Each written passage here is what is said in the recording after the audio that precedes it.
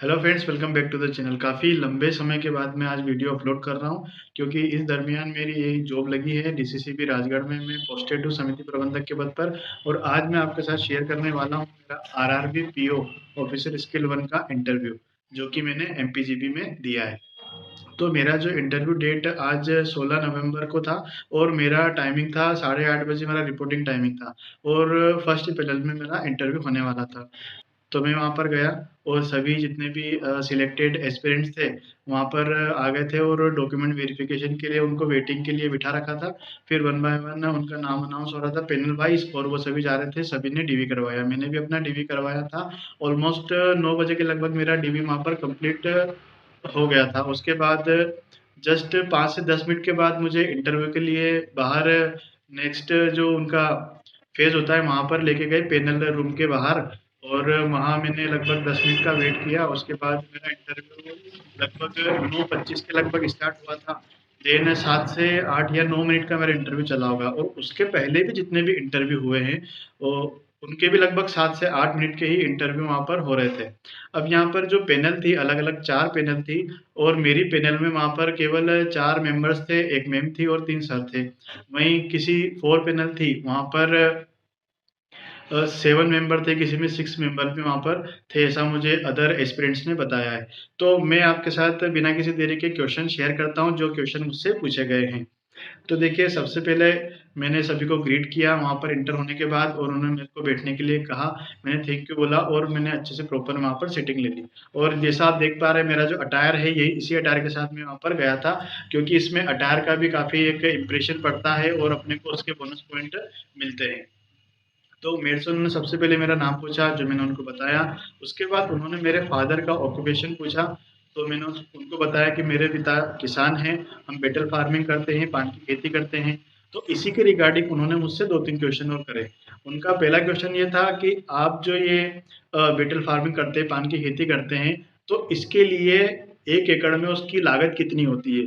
तो मैंने उनको अच्छे से आंसर किया कि सर, इसमें जो इनिशियल लेवल पे अगर कोई इसको स्टार्ट कर रहा है तो उसमें उसकी 2 से ढाई लाख की उसकी इनिशियल कॉस्ट की लागत लगती है। उन्होंने कहा अच्छा ठीक है। फिर उन्होंने मुझसे पूछा कि क्या आप बस ये पान की खेती करते हैं, इसके अलावा और क्रॉप्स भी है जिनकी आप खेती करते हैं? तो मैंने बताया उनको, सर सीजनल जैसे 2 सीज़न होते हैं, खरीफ और रबी, तो दोनों सीज़न में हम अलग-अलग खेती करते हैं। हम रबी में गेहूँ की खेती करते हैं और खरीफ में हम मक्का या सोयाबीन की वहाँ पर खेती करते हैं। उन्होंने कहा ठीक है। फिर इसी के रिगार्डिंग एक और क्वेश्चन उनका आया कि अच्छा आप मेरे को बताइए कि 1 एकड़ में कितने गेहूँ की रिक्वायरमेंट होती है? 1 एकड़ में मतलब कितने गेहूँ आप सोइंग करेंगे, इसकी रिक्वायरमेंट में आप मात्रा बताइए। तो मैंने उनको बताया कि 40 किलो के लगभग आपको रिक्वायरमेंट होती है। उन्होंने कहा अच्छा ठीक है। उन्होंने फिर मेरे से इसकी नस्ल पूछी कि कौन-कौन सी वैरायटी आप गेहूँ की लगाते हैं। तो मैंने उनको, मेरे को जो 2 उस टाइम पे याद आई, मैंने उनको बताया कि लोकवान और 47 2 वैरायटी हम यूज़ करते हैं। उसके अलावा उन्होंने पूछा कि एक और अभी लेटेस्ट में कुछ अच्छी वैरायटी, अच्छी किस्में और चल रही है, क्या आप उनके बारे में जानते हैं? तो मुझे उसके बारे में कुछ भी आइडिया नहीं था, तो मैंने कहा सॉरी सर, मुझे इसके बारे में पता नहीं है। उसके बाद उन्होंने मुझसे बीच में एक क्वेश्चन ये भी पूछा था कि आप कहाँ रहते हो? तो मैंने बताया मैं भानपुरा मंदसौर से हूँ। और उन्होंने पूछा कि आप गाँव में रहते हैं किसी, या भानपुरा प्रॉपर में रहते हैं? मैंने बताया मैं प्रॉपर भानपुरा से हूँ। फिर उन्होंने मेरी क्वालिफ़िकेशन के बारे में मुझसे क्वेश्चन किया, जिसमें मैंने बताया कि मैंने बीसीए किया है 2017 में राजीव गांधी पीजी कॉलेज मंदसौर से। तो फिर उन्होंने मुझसे पूछा कि ये 7 साल का जो आपका गैप है, इस ड्यूरिंग आपने क्या किया? क्या आपने इसमें कुछ भी नहीं किया? तो मैंने उनको बताया कि सर, मैंने 2022 में सीवी रमन यूनिवर्सिटी से एमबीए इन फाइनेंस किया है। तो वो थोड़ा क्लियरली सुन नहीं पाए थे कि मैंने कौन-सी स्ट्रीम से किया है, तो फिर मैंने उनको वापस से बताया एमबीए इन फाइनेंस किया है। तो फाइनेंस से रिलेटेड उन्होंने मुझसे क्वेश्चन किया कि आपने एमबीए फाइनेंस किया है, तो आप इसको बैंकिंग में कैसे यूटिलाइज़ करोगे, कैसे हेल्प करोगे? तो उसका मैं थोड़ा-सा मैंने टाइम लिया उसको सोचने के लिए, और उसका मैंने थोड़ा-सा प्रॉपर आंसर किया, लेकिन शायद मुझे लगता है वो सैटिस्फाई नहीं हो पाए उससे।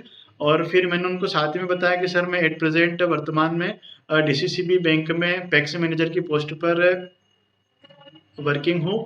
तो उसी के रिगार्डिंग फिर मैंने उनको थोड़ा-सा मेरा जॉब प्रोफ़ाइल बताया। फिर नेक्स्ट जैसे मैंने जॉब प्रोफ़ाइल बताया था, तो नेक्स्ट स्विच किया उन्होंने सेकंड सर को। और सेकंड मेंबर ने उन मेरे से क्वेश्चन किया कि एनसीएल क्या होता है? क्या आप जानते हैं इसके बारे में?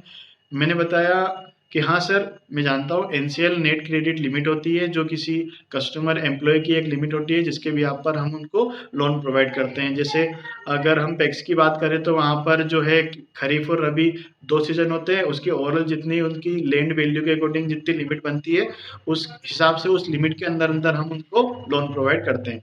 उन्होंने कहा अच्छा ठीक है, फिर उन्होंने मुझसे पूछा कि आप केसीसी के बारे में क्या जानते हो? तो मैंने उनको बताया कि सर केसीसी किसान क्रेडिट कार्ड होता है जो लॉन्च हुआ था 1998 में। अब यहाँ मैंने गलती कर दी, मैंने जो लॉन्चिंग ईयर बताया ये मेरे को कंफ्यूज हो गया था, इसलिए मैंने गलत बताया। और लेकिन उन्होंने फिर मेरे से पूछा कि आप श्योर हो 1998? तो मैंने कहा सॉरी सर, मेरे को थोड़ा सा डाउट है, मैं अभी इसको प्रॉपरली रिकॉल नहीं कर पा रहा हूँ। उन्होंने कहा अच्छा ठीक है, कोई बात नहीं। फिर मैंने आगे बताया कि इसके थ्रू अपन किसान को सीजनल वाइज लोन देते हैं, और मैंने पूरा कैश और काइंड खरीफ रबी दोनों डिटेल में बताएं। उसके बाद उन्होंने पूछा इसके अलावा और क्या प्रोवाइड करते हैं अपन?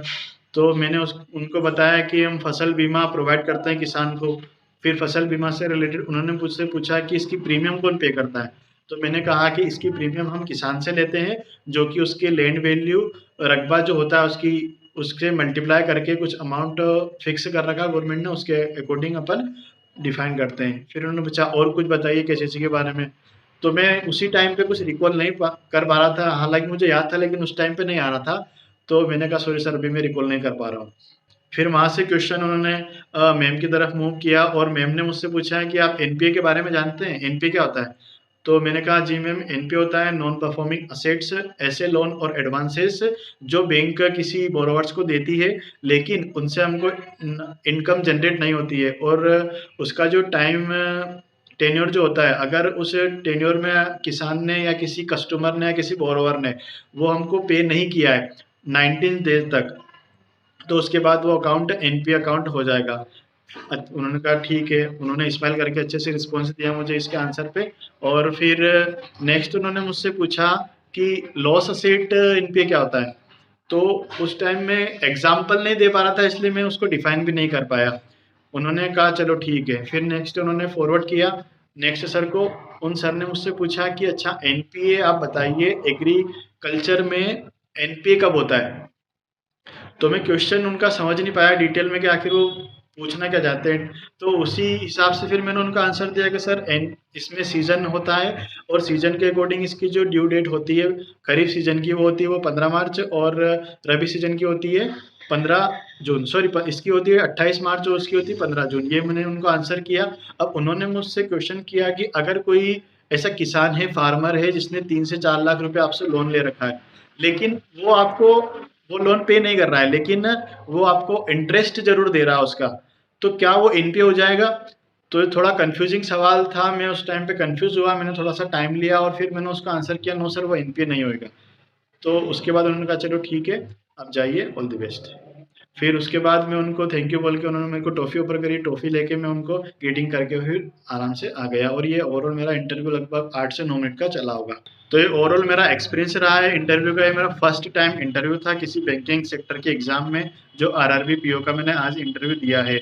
आई होप मैंने उनको अच्छे से, मेरी तरफ से मैंने पूरा 100% दिया है, और वो कुछ सेटिस्फाई भी हुए हैं मेरे क्वेश्चन से। लेकिन देखता है अब स्कोर क्या रहता है और फाइनल सिलेक्शन होता है या नहीं। अब आने वाले जो भी एस्पिरेंट्स हैं उनको मैं यही सजेस्ट करूंगा कि आप अपने बारे में जो भी उनको आंसर कर उनके उससे रिलेटेड कुछ ना कुछ आपको जरूर नॉलेज अच्छा होना चाहिए, आपके फैमिली से रिलेटेड, आपके पापा क्या करते हैं। क्योंकि साथ वाले जो थे उन्होंने, किसी ने बताया कि उनके पापा किसान है, लेकिन उनको उनसे क्वेश्चन पूछा साथ वाले से कि 1 एकड़ में बताइए कितने बीघा होते हैं, तो उस लड़के को नहीं पता था। तो उसका थोड़ा सा निगेटिव उसका अफेक्ट देखने को मिला। साथ ही उन्होंने पूछा कि एक एक बंदे से ऐसा पूछा था कि वहाँ पर एग्रीकल्चर में ऐसे कौन कौन से इक्विपमेंट्स है जो यूज़ करते हैं, और उससे साथ में ये भी पूछा गया था अगर उसके यहाँ पे वो एनिमल हस्बेंड्री भी है उसके यहाँ पे, तो उससे पूछा कि आप ये बताइए कि ओवरऑल बफेलो के द्वारा मिल्क प्रोडक्शन कितना रहा अभी हाल ही में। तो थोड़ा सा डिफिकल्ट क्वेश्चन उससे पूछ लिया था, ऐसा वो बता रहा था। तो ऐसा मतलब एक तो अपनी फैमिली से, एक आपके ग्रेजुएशन से, और अगर आप वर्किंग हो अभी, तो इन 3-4 चीज़ों से आपसे सवाल वहाँ पर ज़्यादा पूछे जाएंगे। तो आने वाले सभी एस्पिरेंट्स को मेरी तरफ से ऑल द बेस्ट। मिलते हैं नेक्स्ट वीडियो में। Thank you.